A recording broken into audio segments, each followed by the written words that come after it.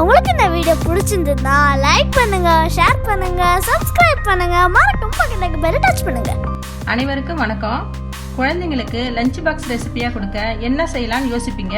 இன்னைக்கு சத்துள்ள உணவாகவும் இருக்கணும், அதுவும் டேஸ்டியாகவும் குழந்தைங்க சாப்பிட்ற மாதிரி இருக்கணும். அதுக்கு ஒரு முட்டை சாதம் செய்ய போகிறோம்.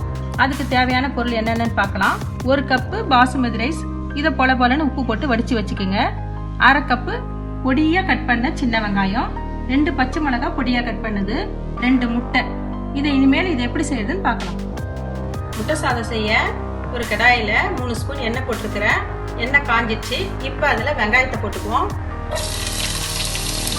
அது கூடவே பச்சை மிளகாயும் போட்டுக்குவோம். அது கூடவே கொஞ்சமாக கருவேப்பிலையும் போட்டு நல்லா வதக்கிக்கலாம்.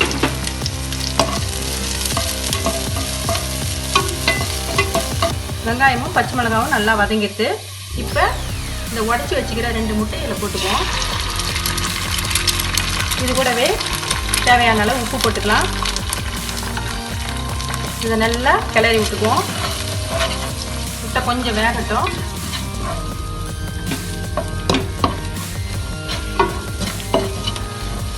முட்டை ஓரளவுக்கு வெந்துடுச்சு.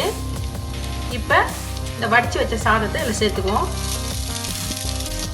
நல்லா இந்த சாதத்தோடு இந்த முட்டை கலக்கிற அளவுக்கு கிளறி நம்ம ஆஃப் பண்ணிக்கலாம்.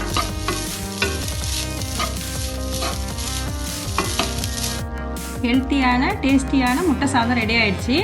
நீங்கள் இதை குழந்தைங்களுக்கு ஸ்கூலுக்கு லஞ்ச் பாக்ஸ் ரெசிபியாக கொடுத்து அனுப்பிச்சிங்கன்னா மிச்சம் வைக்காமல் சாப்பிட்டு வருவாங்க.